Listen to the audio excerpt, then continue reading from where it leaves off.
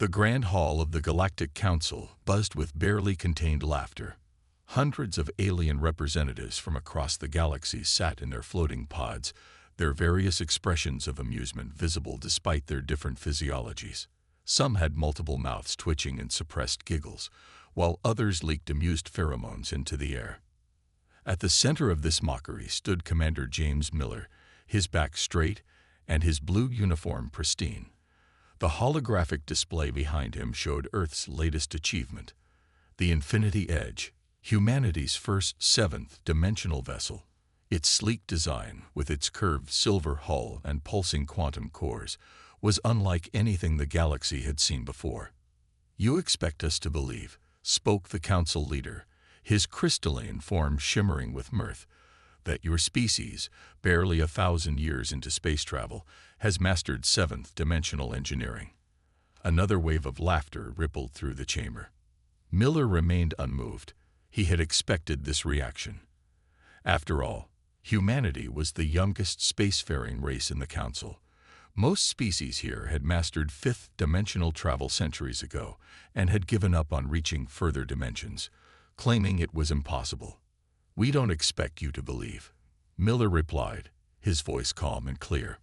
"We're merely informing the Council of our achievement, as required by Galactic Law Section 87.3 regarding significant technological advances." A reptilian counselor leaned forward, scales gleaming under the chamber's soft light. "How amusing. The primitive humans think they've done what our greatest minds couldn't achieve in 10,000 years. He flicked his tongue, tasting the air. "Tell me, Commander, did you use stone tools to build this vessel?" More laughter echoed through the chamber. Miller noticed how some of the younger race representatives looked uncomfortable with the mockery, but they remained silent, unwilling to stand against the older species.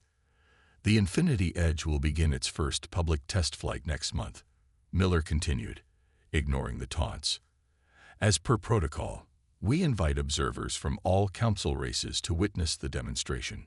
"Oh, we wouldn't miss it," chuckled the council leader. "It's been too long since we've had such entertainment. Perhaps you'll manage to reach the sixth dimension, and only lose half your ship this time." Miller thought about the classified reports sitting in his secure tablet, about the successful test runs conducted in secret, about Dr. Wells and her team working tirelessly in the hidden quantum labs beneath the Pacific Ocean, about how humanity had approached the dimensional barrier problem from an entirely different angle than any other species had tried. "We look forward to your attendance," he said simply. The council leader waved his crystalline appendage, dismissing Miller from the chamber. As he walked out, the laughter followed him down the corridor. Back on his ship, Miller sat in his private quarters, looking at the Earth rotating slowly beneath him. His communication screen blinked with an incoming message from Earth Command. "How did they take it, Commander?" General Thompson's weathered face appeared on the screen. "Exactly as we expected, sir. Complete dismissal and mockery." The general's lips curved into a slight smile. "Perfect. Did you send the quantum readings we wanted?" "Yes, sir. Our sensors confirmed that none of their systems detected the true nature of the Infinity Edge's design. They're still looking for the standard energy signatures of dimensional manipulation." "Good. Let them laugh for now, Commander. They're so convinced of their superiority that they're not even looking in the right direction." The general paused, his expression growing serious. "Dr. Wells reports that the final calibrations are complete. The ship is ready."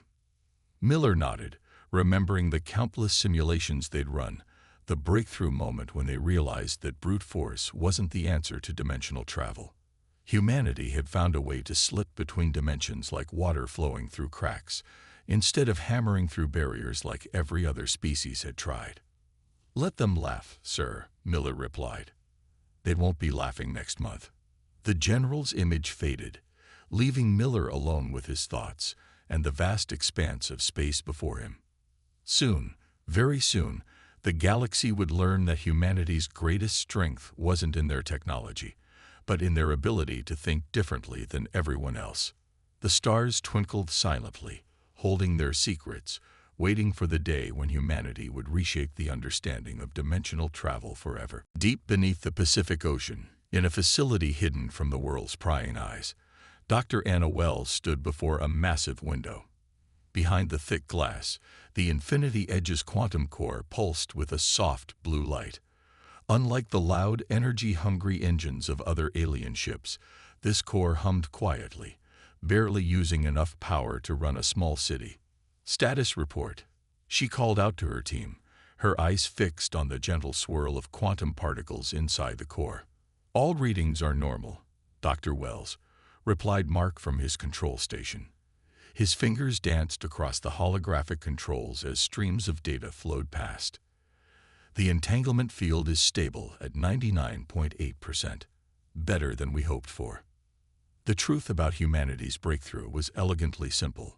While other species tried to punch holes through dimensions using massive amounts of energy, humans had discovered something different. They found that dimensions weren't separate layers to break through, but rather threads woven together in a complex pattern. Dr. Wells walked to the main control panel, her footsteps echoing in the vast underground chamber. On her screen, she pulled up the original equation that had started it all, found scribbled on a napkin during a late-night coffee break. It was so simple that at first, she thought it must be wrong. The Council still thinks we're trying to brute force our way through dimensions, she said, more to herself than anyone else. They're looking for energy signatures that don't exist. Behind her, the door slid open with a soft hiss. General Thompson walked in, his presence causing the research team to stand a little straighter. Dr. Wells, he nodded. I just finished speaking with Commander Miller. The Council reacted exactly as predicted, complete dismissal of our capabilities. Anna smiled. Perfect. They're so convinced of their way being the only way that they won't see what's right in front of them. She pulled up another display, showing a simple glass of water. See this, General. This is what gave us the idea. While other species were trying to smash through walls between dimensions, we watched how water flows through the smallest cracks. Our ship doesn't break dimensional barriers. It slides between them. The General stepped closer to the quantum core window. And this is why the power requirements are so low. Exactly, Anna replied, walking over to join him.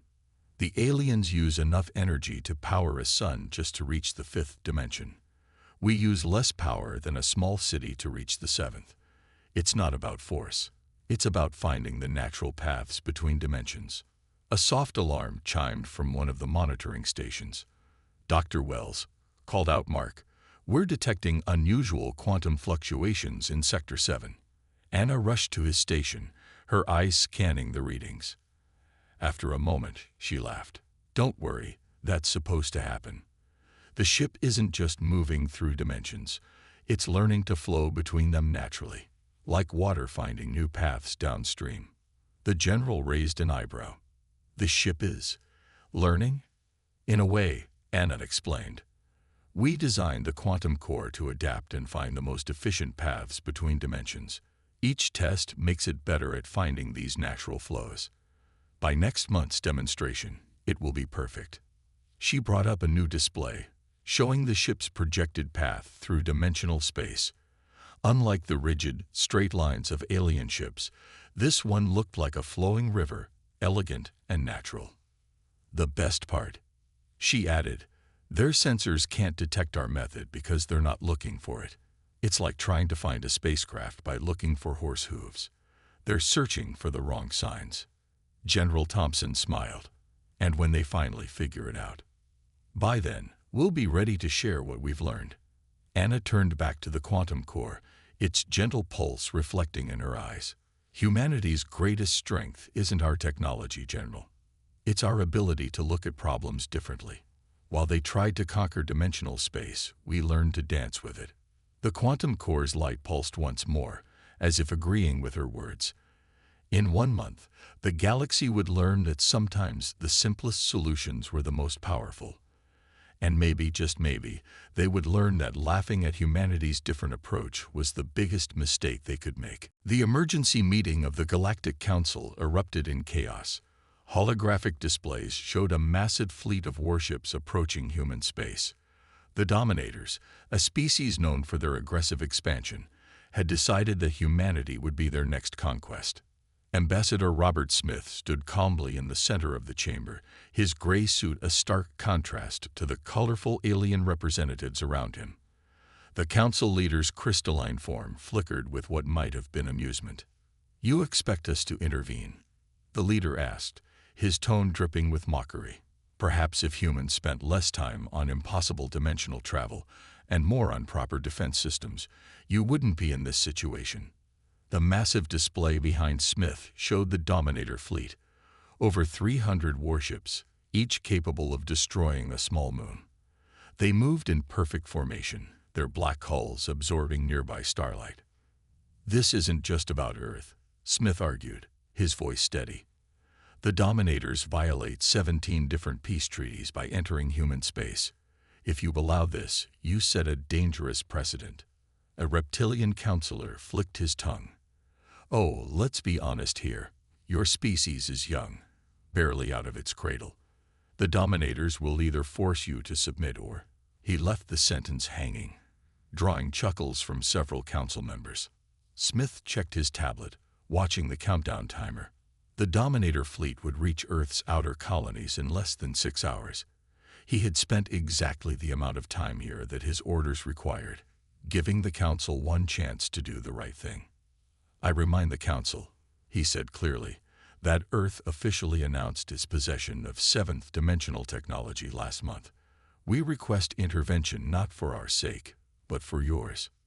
This drew the loudest laughter yet. A gaseous being in the upper tier rippled with hilarity. "Are you threatening us with your imaginary technology, human? Please, do demonstrate how you'll stop the Dominators with your impossible ship." Smith smiled for the first time since entering the chamber. It wasn't a pleasant smile. "This is not a threat, merely a warning. What happens next will change galactic politics forever. You have a choice to be part of the solution, or to be remembered as those who stood by and laughed." Enough of this entertainment. The council leader waved a crystalline appendage. "The council will not intervene in what we consider a natural process of galactic evolution. If your species survives, perhaps you'll learn some humility. If not—" More laughter filled the chamber. Smith nodded once and turned to leave. At the chamber door, he paused. "I hope you all enjoy watching what happens next. After all, you paid so much attention to our announcement last month. Surely you're eager to see our impossible technology in action." Back on his ship, Smith contacted Earth Command. General Thompson's face appeared on the screen, looking grim. "Report, Ambassador." "They reacted exactly as expected, sir. Complete dismissal of both the threat and our capabilities. They're treating it as entertainment." The general's expression hardened. They had their chance. Dr. Wells has the Infinity Edge ready for its first real combat test. Commander Miller is already aboard. Smith looked at another screen showing the Dominator fleet's approach. "Do they have any idea what they're flying into?" "None." The general allowed himself a small smile. "Their scans show exactly what we want them to see. A primitive defensive fleet with minimal 5th dimensional capability.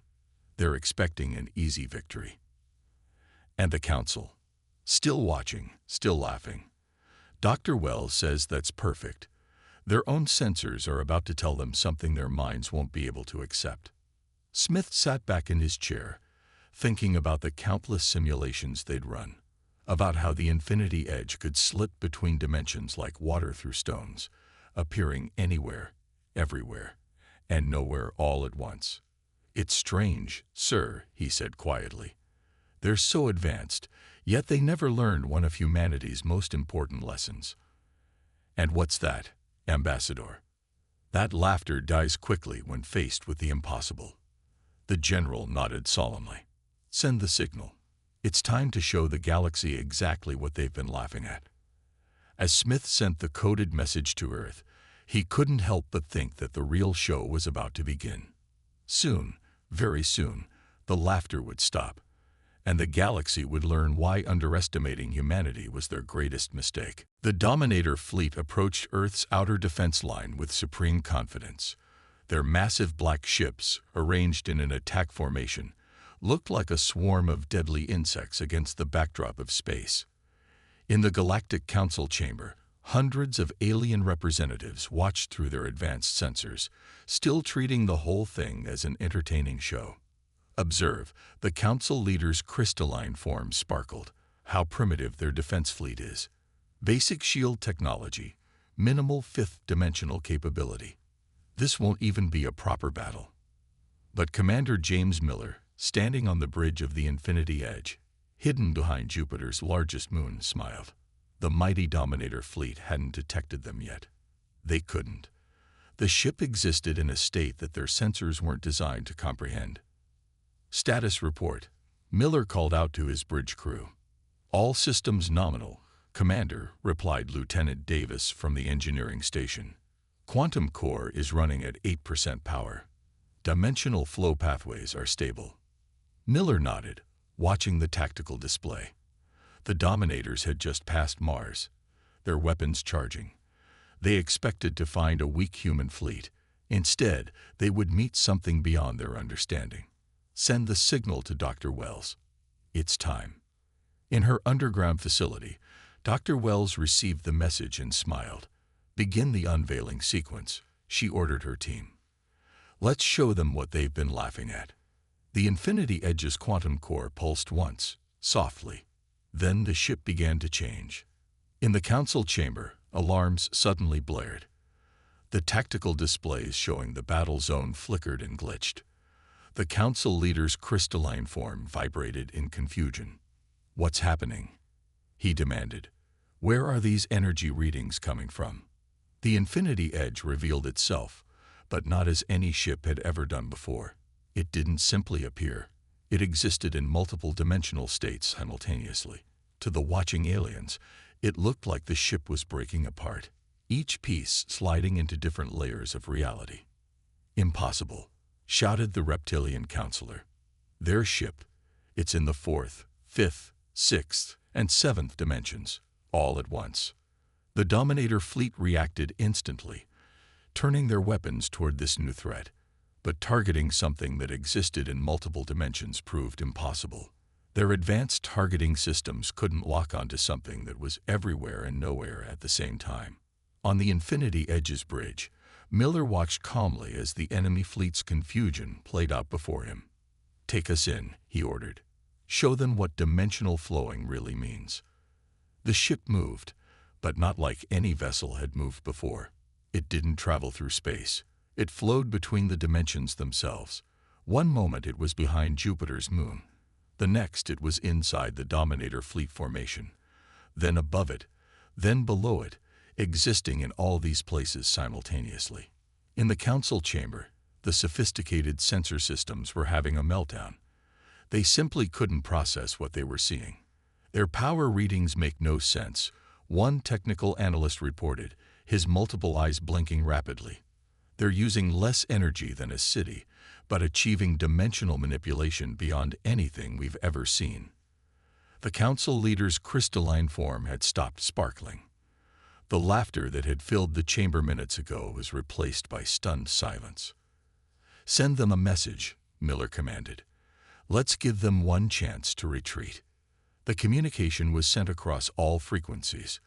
This is Commander Miller of the Earth vessel Infinity Edge. Your fleet has violated our space and multiple peace treaties. You have one opportunity to withdraw. We would prefer to avoid conflict. The Dominators, true to their nature, responded by firing their most powerful weapons.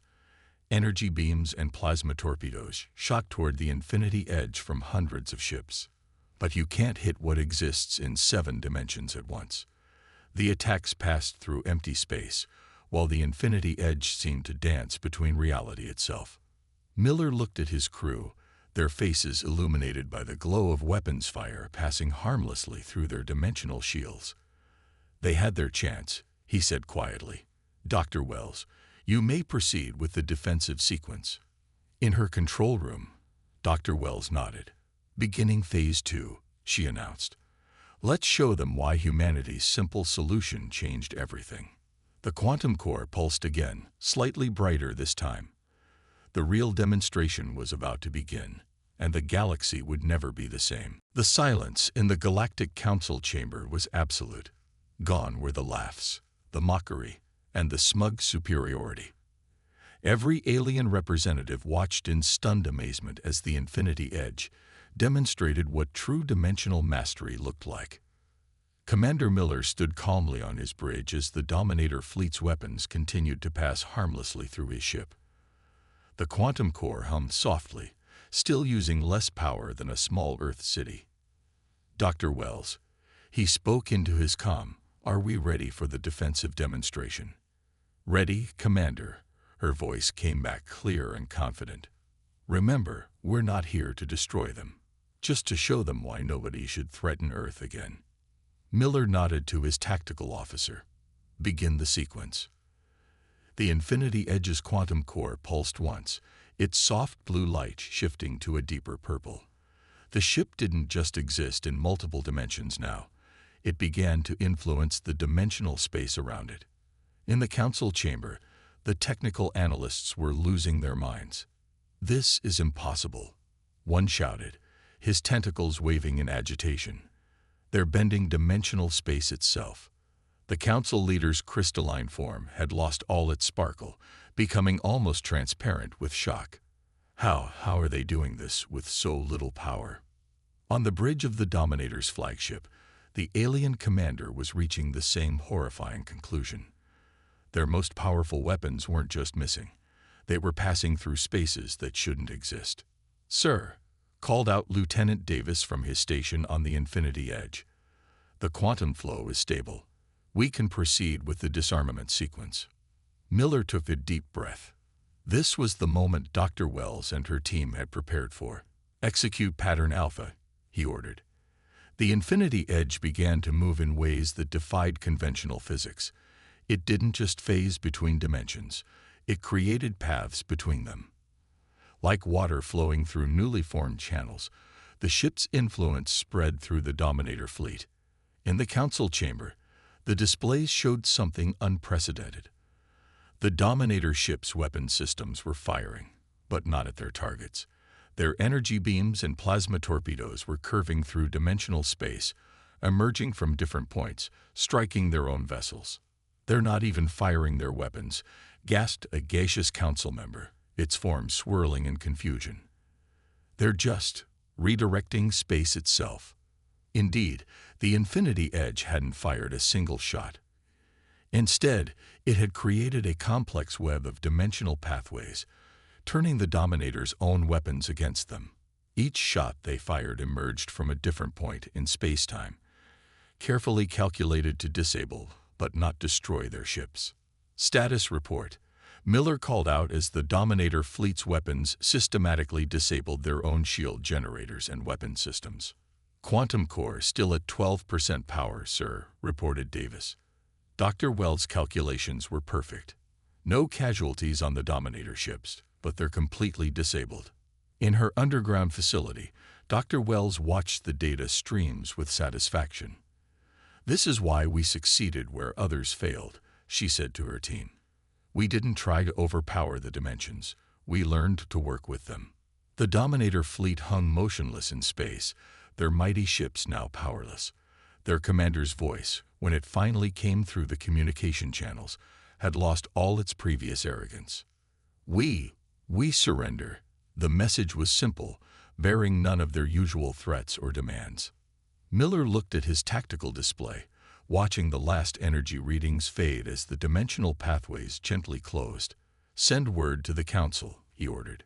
"Tell them we're ready to discuss the future of dimensional travel technology with anyone willing to learn a new way of thinking." In the council chamber, the leader's crystalline form had regained some of its color. "All this time," he spoke quietly, "we thought power was the answer. But they showed us that understanding is more important than strength." The Infinity Edge's quantum core returned to its gentle blue pulse, the ship once again settling into a simple seventh-dimensional state. Humanity had made its point without destroying a single ship or taking a single life. Sometimes, the most powerful statement isn't in what you destroy, but in what you choose to preserve while demonstrating your strength. The aftermath of the Infinity Edge's demonstration sent shockwaves through the galaxy. In the hours following the incident, the Galactic Council chamber had transformed from a place of mockery to a center of frantic activity. Ambassador Smith stood once again in the center of the chamber, but this time, no one was laughing. The council leader's crystalline form had dimmed to a humble glow, and the other representatives sat in attentive silence. As you can see, Smith gestured to the holographic replay of the battle. Humanity's approach to dimensional travel is fundamentally different from anything previously attempted. The reptilian counselor, who had once mocked humans for using stone tools, now leaned forward with keen interest. But how is it possible? Our best scientists tried for thousands of years to achieve seventh-dimensional travel. Dr. Wells, who had joined the session via hologram, stepped forward. Her simple lab coat stood out among the elaborate alien garments. The answer was always there, she said, pulling up a simulation. Everyone was so focused on forcing their way through dimensions that they never tried to understand them. The simulation showed traditional alien ships, their massive engines burning with the power of suns, trying to punch through dimensional barriers. Beside it, the Infinity Edge's approach appeared as a gentle flow between dimensional layers. You tried to break through walls, Dr. Wells explained, while we learned to flow through the spaces between them. A gaseous being swirled in confusion. But the power requirements, our calculations showed it was impossible with anything less than stellar energy levels. That's because you were calculating the energy needed to break dimensional barriers, Dr. Wells smiled. We don't break them at all. We found the natural paths that already existed. The council chamber erupted in excited discussion. Centuries of established physics were being rewritten in a single session. On the Infinity Edge, still stationed near the Disable Dominator fleet, Commander Miller watched the council proceedings on his screen. The ship's quantum core pulsed softly, now a familiar comfort to its crew. Status update on the Dominators. Lieutenant Davis reported. Their ships are accepting our repair teams. They seem different. Miller nodded. The Dominators had experienced something that changed their worldview forever. Their weapons, once thought unstoppable, had been turned against them without a single shot fired in return. But instead of destruction, they had been shown mercy. Sometimes, Miller said, the strongest message isn't the defeat, but what you do after the victory. Back in the council chamber, a new hologram appeared. Earth's quantum labs, where the breakthrough had happened. Dr. Wells walked her audience through the facility, showing them something that made several representatives gasp. Yes, she confirmed, our research facility uses less power than most of your ship's life support systems, because we learned to listen to the dimensions instead of trying to command them. The council leader's form brightened slightly. And you're willing to share this knowledge. With conditions, Ambassador Smith stepped forward. This technology requires a new way of thinking. We'll teach those who are willing to learn, but they must understand. It's not about power or force. It's about understanding and harmony. Several representatives nodded. The demonstration had done more than show Earth's technological advancement. It had revealed a fundamentally different approach to science itself. The Dominators, the reptilian counselor, began. Their fleet was the most powerful in 3 sectors. Yet your ship disabled them without destruction, using less energy than a city's lighting system. Because true power, Dr. Wells replied, isn't about how much force you can apply. It's about understanding how to achieve your goals with minimal intervention. As the session continued, Miller received a new message on his screen. More ships were appearing at the edge of the solar system, not hostile this time, but diplomatic vessels from across the galaxy. Everyone wanted to learn humanity's secret. Prepare for visitors, he told his crew. It seems we've become teachers rather than warriors. The quantum core pulsed again, as if agreeing. In showing restraint with their power, Humanity had achieved something greater than victory in battle.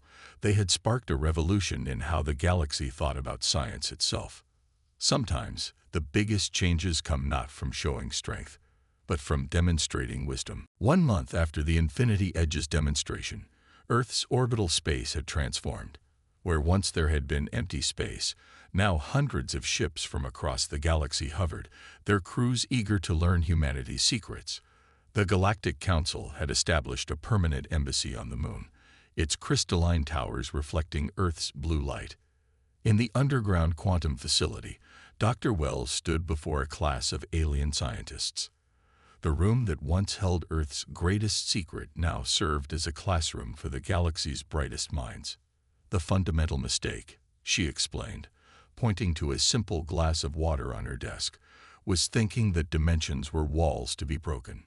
Look at how water finds its path. It doesn't break through obstacles, it flows around them." A former Dominator scientist raised his hand. Their species, once known for aggression, had become some of the most dedicated students of the new science. But our calculations always showed that enormous energy was needed for dimensional travel. "Because you were calculating how to break physics," Dr. Wells smiled. "We calculated how to work with it instead." Above Earth, Commander Miller guided the Infinity Edge through a training exercise with ships from 20 different species. The quantum core hummed peacefully, its soft blue light now familiar to visitors from across the galaxy. "The key," Miller explained to the alien commanders watching through their view screens, "is to stop thinking about power and start thinking about harmony. Your ships have enough energy to tear holes in space.